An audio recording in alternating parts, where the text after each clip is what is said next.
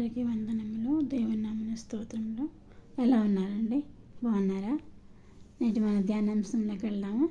నేటి మన ధ్యానాంశము నీ పాపములను జ్ఞాపకం చేసుకొనడం. నీ పాపములను జ్ఞాపకము చేసుకొనను అని యెహోవా దేవుడు చెప్తున్నాడండి. ఎవరి పాపములు? నీ పాపములు, నా పాపములను దేవుడు జ్ఞాపకం చేసుకొనను అంటున్నాడండి. యెషయా గ్రంథము 43వ అధ్యాయము 25వ వచనము. నేనే నా చిత్తానుసారముగా నీ అతిక్రమములను తుడిచివేయుచున్నాను. నేను నీ పాపములను జ్ఞాపకం చేసుకొనను. మన పాపములు ఆయన జ్ఞాపకం చేసుకున్నట్టండి.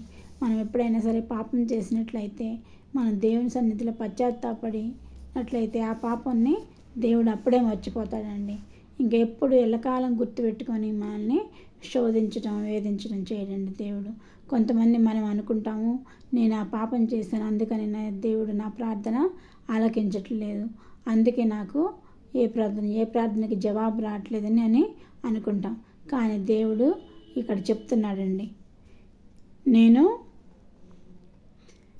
నేనే నా చిత్తానుసారముగా నీ అతిక్రమములను తుడిచివేయుచున్నాను. నేనే నా చిత్తానుసారముగా నీ అతిక్రమములను తుడిచివేయుచున్నాను. నా అతిక్రమములను, నీ అతిక్రమములను, మనందరి అతిక్రమములను తుడిచివేయుచున్నాడండి యేసు ప్రభు అయిన యేసు మన అతిక్రమములను తుడిచివేయటం కోసమే ఈ లోకంలోకి వచ్చి ఉన్నారండి. సో నీ దోషములను నేను జ్ఞాపకం చేసుకొనను, నీ పాపములను నేను జ్ఞాపకం చేసుకొనను అని అంటున్నాడండి. యెషయా గ్రంథం 43:25 వచ్చాం. దీన్ని జ్ఞాపకం చేసుకొని ధైర్యముగా నుండి అతిక్రమం చేయువారులారా దీన్ని ఆలోచించండి. అతిక్రమం చేయువారులారా దీన్ని ఆలోచించడం అంటే ఏంటి? జ్ఞాపకం చేసుకోవాలంటే ఇక్కడ దేవుడు ఏం చెప్తున్నాడో వినండి. మంచు విడిపోనట్లుగానే నీ అతిక్రమలను, మబ్బు తొలగిపోనట్లుగా నీ పాపములను తుడిచివేయుచున్నాను. దీన్ని విని మనం ధైర్యం తెచ్చుకోవాలి. మంచు విడిపోనట్లుగా నేను నీ అతిక్రమములను, మబ్బు తొలగిపోనట్లుగా నీ పాపములను తుడిచివేయుచున్నాను. నేను నిన్ను విమోచించి ఉన్నాను, నా యొద్దకు మళ్ళుకొనుము. దేవుడు మనల్ని విమోచిస్తున్నాడండి. ఆయన యొద్దకు మనం మళ్ళుకొనాలండి. ఆయన మనల్ని ప్రేమించే దేవుడు అండి, రక్షించే దేవుడు అండి, శిక్షించే దేవుడు మాత్రం కాదండి. మన పాపమును ఎల్లకాలం గుర్తుపెట్టుకునే దేవుడు కాదండి. మీ అపవిత్రత యావత్తు పోవునట్లు నేను నీ మీద శుద్ధ జలమును చల్లెదను.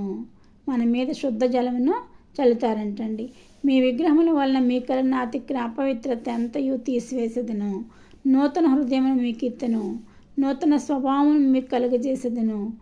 నూతన హృదయమును మీకు ఇత్తను, నూతన స్వభావమును మీకు కలుగజేసేదను.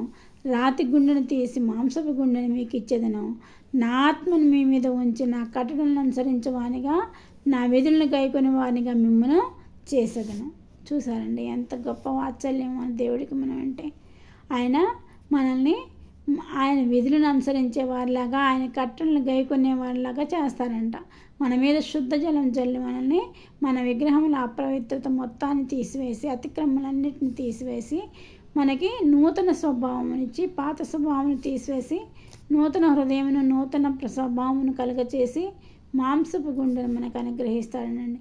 రాతి గుండెని తీసివేసి మాంసపు గుండెని మీకు అనుగ్రహించదను. మీ మీద నా ఆత్మను ఉంచేదను అంటున్నాడండి. మన మీద ఆయన ఆత్మను ఉంచి మనల్ని ఆయన అభిషేకిస్తాడండి. ఆయన మనల్ని వాడుకుంటాడండి. ఒక పాస్టర్ గారు అంటండి, ఒకరోజు పాస్టర్ గారు బాగా సేవ చేస్తున్నారంట. బాగా మంచి పాస్టర్ గారు, చాలా బాగా సేవ చేస్తున్నారు, బాగా ఫలిస్తుంది ఆయన సేవ. ఒకరోజు తాను ఒక పాపం చేసినట్లుగా ఆయనకి అనిపించిందంట. ఆ పాపాన్ని దేవుని సన్నిధిలో ఒప్పుకున్నాడు. కానీ ఆయనకి క్షణక్షణం ఆ పాపమే గుర్తొస్తుందంట. నేను పాపిని, నేను యోగ్యుడిని కాను, యేసయ్య ప్రార్థన చేయడానికి, సేవ చేయడానికి యోగ్యుడిని కాదు, నేను సేవ మానేయాలి అని అనుకుంటున్నాడంట. అలా అనుకుంటూ ఆయన బాధపడుతూ ఉన్న సమయంలో ఒక దేశంలో ఒక ప్రవక్తని ఎవరికి ఏం కావాలంటే అవి ప్రవచనాలు చెప్తున్నారు, ఆమె చెప్పింది నెరవేరుతుంది అని ఈ పాస్టర్ గారికి తెలిసిందంట. సో ఈ పాస్టర్ గారు ఎంత కష్టమైనా సరే ఆ ప్రవక్తని దగ్గరికి వెళ్ళారంట. ఆ ప్రవక్తని దగ్గరికి వెళ్ళి నా గురించి చెప్పండి అమ్మా అన్నారంట. ఆమె లోపలికి వెళ్ళి యేసు ప్రభుకి ప్రార్థించిందంట. అయితే ఆమెకి ఏమీ కూడా బయలుపడలేదంట. ఆమె తిరిగి వచ్చి, ఏం చేసావు నువ్వు? నేను ఇంతవరకు ఎప్పుడు కూడా ఇలా ఏమి బయలుపడకుండా రాలేదు. ఎవరి కోసం వెళ్ళినా వాళ్ళ గురించి ఏదో ఒకటి దేవుడు చెప్తాడు. నీ గురించి ఏమీ చెప్పలేదు, నువ్వేం చేశావు అని ఆమె అడుగుతుందంట. అప్పుడు నేను ఒక పాపం చేశానమ్మా, ఆ పాపం నన్ను బట్టి పీడిస్తుంది. నేను దేవుడు చెప్తే నేను ఈ పాపిని నేను ఈ సేవనైనా వదులుకుంటాను, నాకే బాధ లేదు, నేను పాపిని అని చెప్తాడు. ఆమె మరలా వెళ్ళి దేవుని సన్నిధిలో ప్రార్థిస్తుంది. ఆయన పాపం చేసేటంట, క్షమించేసయ్యా, ఆయన్ని సేవ చేయమంటావా వద్దంటావా, ఆయన విషయం ఏంటి చెప్పమని ప్రార్థన చేసిందంట. అప్పుడు యేసయ్య అన్నాడంట, ఎందుకు నువ్వు మాటికి ఆయన పాపాన్ని జ్ఞాపకం చేయాలనుకుంటున్నావు? నాకు అసలు జ్ఞాపకమే లేదు. ఆయన పాపం చేసింది నేను జ్ఞాపకమే ఉంచుకోలేదు, నాకు గుర్తే లేదు అసలు అతను పాపం చేసింది అని అన్నారంట. సో మన దేవుడు మనం ఏ పాపం చేసినా మనం ఆయన సన్నిధిలో ఒప్పుకుంటే ఒకసారి ఆయనకి ఇంకా మన పాపాలు గుర్తు రావడం అనేది జరగదండి. మన దేవుడు అంత గొప్ప దేవుడు అండి. కాబట్టి మనం పాపం చేసామని గిల్టీ ఫీలింగ్ ఉండాల్సిన అవసరం మనకి లేదు. ఒకసారి దేవుని సన్నిధిలో కన్నీటితో పశ్చాత్తాప హృదయంతో ఒప్పుకుంటే మనల్ని రక్షిస్తాడు మన దేవుడు. మనల్ని శిక్షించే దేవుడు మన దేవుడు కాదు. ఏమైనా ప్రార్థనలు నెరవేరకపోతే నేను పాపం చేశానేమో, నా ప్రార్థన నెరవేరలేదు అని ఇలా అనుకుంటూ ఉంటారు కదా, అలా ఏమీ కాదండి. ఒక్కొక్కసారి ఆలస్యమైన అద్భుతాలు చేస్తాడు మన దేవుడు. కాబట్టి ఈ చిన్న వాక్యం దేవుడు దీవించను గాక. చూడండి, నా వాక్యం ప్రతిరోజు వినాలనుకుంటే సబ్స్క్రైబ్ చేసుకోనండి. అంతేకాదండి, షేర్ కూడా చేయండి. చిన్న ప్రార్థన చేసుకుందామండి. సర్వశక్తి మిక్కిలి కృపగలిగిన దేవా, నీకు వందనాలు, స్తుతులు, స్తోత్రములు ప్రభా. మీరు మాట్లాడిన వాక్యముకై మీకు వందనములు, స్తుతులు, స్తోత్రములు ప్రభా. అయ్యా నీకు వందనాలు ప్రభు. మా అతిక్రమను తుడిచివేస్తానని మాట్లాడావు ప్రభు. మా పాపములను జ్ఞాపకం చేసుకున్నాను నా తండ్రి.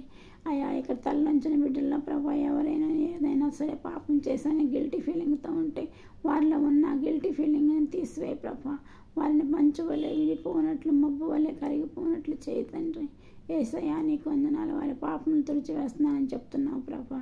ప్రతి ఒక్కరి పాపములను తుడిచివేసిన ఆయన ప్రతి ఒక్కరిని నీ రాజ్యదాన వారసులుగా చేసుకోమని మా ప్రభును ప్రియకుమారుడైన యేసుక్రీస్తు నామమున అడుగుచున్నాను తండ్రి. ఆమేన్.